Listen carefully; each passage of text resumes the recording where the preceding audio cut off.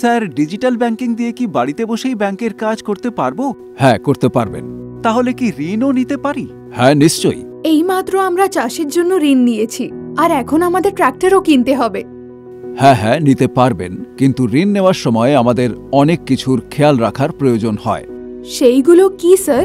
প্রথম, সুদের হার। সবচেয়ে গুরুত্বপূর্ণ হল আপনি যে ঋণ নিতে যাচ্ছেন তার সুদের হার কত।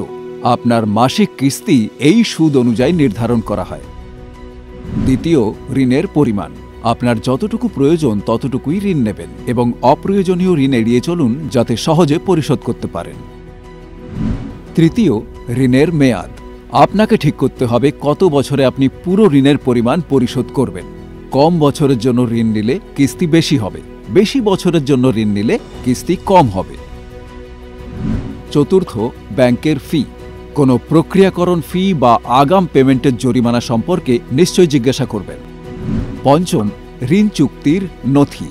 ঋণ নেওয়ার সময় অবশ্যই ঋণ চুক্তির নথি পড়বেন।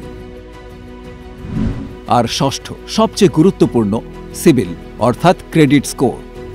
যাদের একটি ভালো সিবিল স্কোর আছে তারাই ঋণের জগতের রাজা। যে কোনো ব্যাংক আপনাকে ঋণ দেওয়ার আগে অবশ্যই এই স্কোর চেক করে। আমরা যেমন একটি শিশুর শিক্ষাকে তার পরীক্ষার স্কোর বা নম্বরের সাথে তুলনা করি, তেমনই আপনার ঋণের ব্যবহারের পরিমাপ আমরা ক্রেডিট স্কোর দ্বারা করি, যেক্ষেত্রে 300 থেকে 900 স্কোরের মধ্যে যার স্কোর যত বেশি হয় তার ঋণের ব্যবহার তত ভালো হয়। ধন্যবাদ স্যার, আপনি খুবই গুরুত্বপূর্ণ তথ্য জানালেন। ঋণ নেওয়ার সময় আগে এই বিষয়গুলো আমাদের অবশ্যই মাথায় রাখা উচিত। যদি এই সমস্ত বিষয় থাকে জানা, তাহলে সহজ হবে ঋণ নেওয়া।